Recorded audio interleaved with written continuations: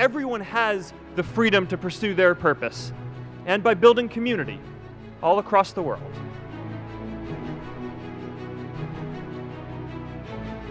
Today, I want to talk about purpose. But I'm not here to give you the standard commencement about finding your purpose. We're millennials. We try to do that instinctively. Instead, I'm here to tell you that finding your purpose isn't enough. The challenge for our generation is to create a world where everyone has a sense of purpose. One of my favorite stories is when JFK went to go visit the NASA Space Center, and he saw a janitor holding a broom, and he asked him what he was doing, and the janitor replied, "Mr. President, I'm helping put a man on the moon."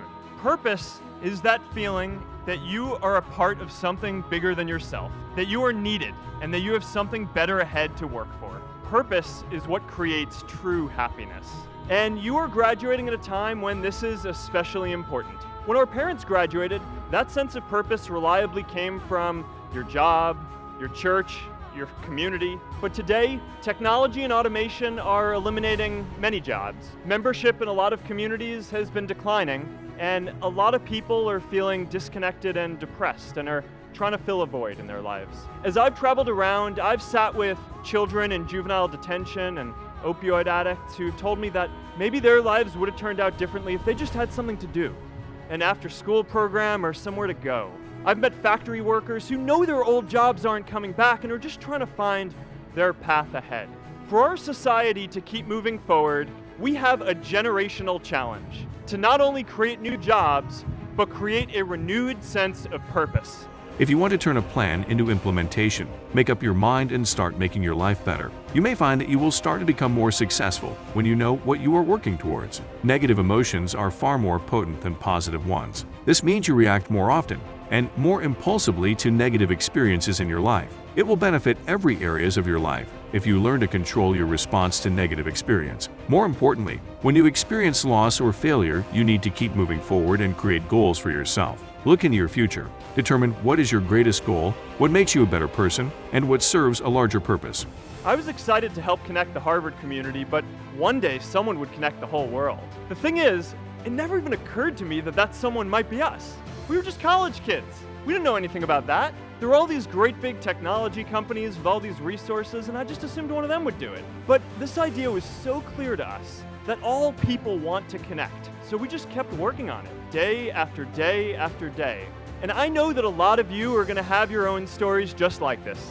A change in the world that seems so clear that you are sure someone else is going to do it. But they're not. You will. But it's not enough to have that purpose yourself. You also have to create a sense of purpose for others. And I found that out the hard way. You see, my hope was never to build a company. I wanted to have an impact. And as all these people started joining us, I just assumed that that's what they wanted to do too. So I never took the time to explain what it was that I hoped we'd build. A couple of years in, some big companies wanted to buy us. I didn't want to sell. I wanted to see if we could connect more people. And we were building the first version of Newsfeed at the time, and I thought, if we could just launch this, it could change how we all learn about the world.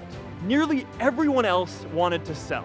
Without a sense of higher purpose, this was their startup dream come true, and it tore our company apart. After one particularly tense argument, one of my close advisors told me if I didn't agree to sell the company right now, I would regret that decision for the rest of my life. Relationships were so frayed that within a year or so, every single person on our management team was gone. That was my hardest time leading Facebook. I believed in what we were doing, but I felt alone. And worse, it was my fault. I wondered if I was just wrong, an imposter, a 22-year-old kid who had no idea how things actually worked. Now, years later, I understand that is how things work when there's no sense of higher purpose. So it's up to all of us to create it so we can all keep moving forward together. Everyone has the freedom to pursue their purpose, and by building community all across the world.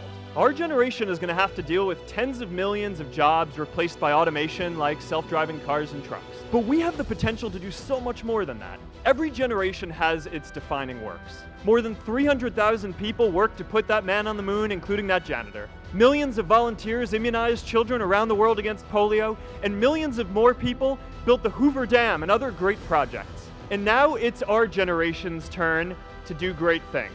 Now I know, maybe you're thinking, I don't know how to build a dam. I don't know how to get 1 million people involved in anything. Well, let me tell you a secret. No one does when they begin. Ideas don't come out fully formed. They only become clear as you work on them. You just have to get started. If I had to know everything about connecting people before I got started, I never would have built Facebook. Movies and pop culture just get this all wrong. The idea of a single Eureka moment is a dangerous lie. It makes us feel inadequate because we feel like we haven't had ours yet, and it prevents people with seeds of good ideas from ever getting started in the first place.